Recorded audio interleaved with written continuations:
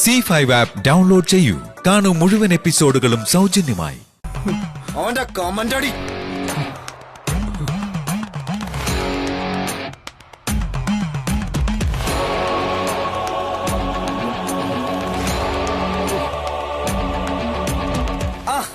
ശാലിനി അല്ല അവന്റെ സൂക്കേട്. അല്ല എടോ തന്നെ പരീക്ഷ എങ്ങനെ ഉണ്ടായിരുന്നു? എളുപ്പമായിരുന്നോ? കുഴപ്പമില്ല. എടോ ഇയാൾ ഉറപ്പായിട്ടും കളക്ടർ ആവുന്ന ബെറ്റല്ലേ? ഫസ്റ്റ് റാങ്ക് കിട്ടും, നോക്കിക്കോ. അതെ എന്നാ പിന്നെ നമുക്ക് തിരിച്ചു വിട്ടാലോ, സമയം കളയണ്ട. അല്ല അത് പിന്നെ ഞാനേ എന്റെ കുറച്ച് ബന്ധുക്കളുണ്ട് ഇവിടെ, ഞാൻ അവരുടെ കൂടെ വന്നോളാം. ഇയാള് വേണമെങ്കിൽ പൊയ്ക്കോ. ബന്ധുക്കളാ? അവരെവിടെയുള്ളത്? അത് അവര് ഈ നാട്ടിലുണ്ട്, വിളിക്കൂന്ന് പറഞ്ഞിരുന്നു. ഹലോ, ശാലിനി അല്ലേ ഇത്? അതെ, ഞാൻ വിജയലക്ഷ്മിയാ, രാജീവിന്റെ അമ്മ. Hello aunty. അമ്മ പറഞ്ഞിരുന്നു ആന്റി വിളിക്കൂന്ന്.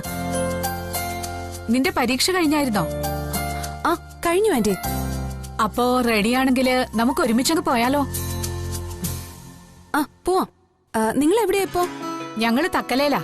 ഇവിടെ വലിയൊരു അമ്മൻകോവിലുണ്ട്, അതിനടുത്തുള്ള ബസ് സ്റ്റോപ്പിൽ ഞങ്ങൾ വെയിറ്റ് ചെയ്യാം. എന്താ? ശരി, ഞാൻ അങ്ങോട്ട് വന്നോളാം ആന്റി. അപ്പൊ ഫോൺ വെക്കാണേ. ശരി. അവളുടെ പരീക്ഷ കഴിഞ്ഞെന്ന്. അവര് തക്കലയിലാ താമസം. തക്കലേല? എന്നാ ശരി, ഞാൻ തന്നെ ഡ്രോപ്പ് ചെയ്തേക്കാം. ഒന്ന് വണ്ടി കയറി വാ.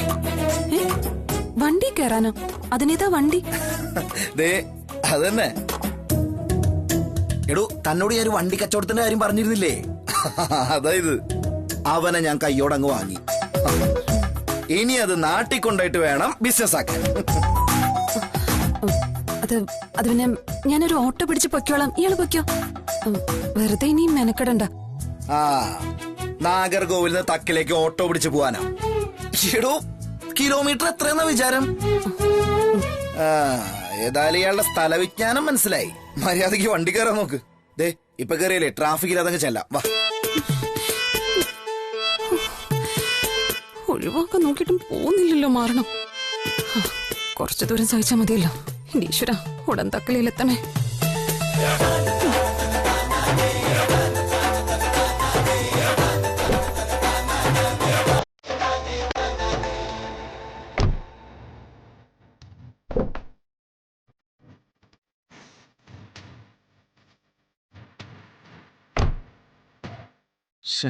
ദേവദൂതര് പാട്ടൊക്കെ ഇട്ട് അടിച്ചു പൊളിച്ചു പോവാന്ന് വിചാരിച്ചതാ. ഇതേതാണോ ഈ ബന്ധുക്കൾ മാറണം. പോവാം. ഡൗൺലോഡ് ചെയ്യൂ C5 ആപ്പ്. കാണൂ എല്ലാ എപ്പിസോഡുകളും സൗജന്യമായി.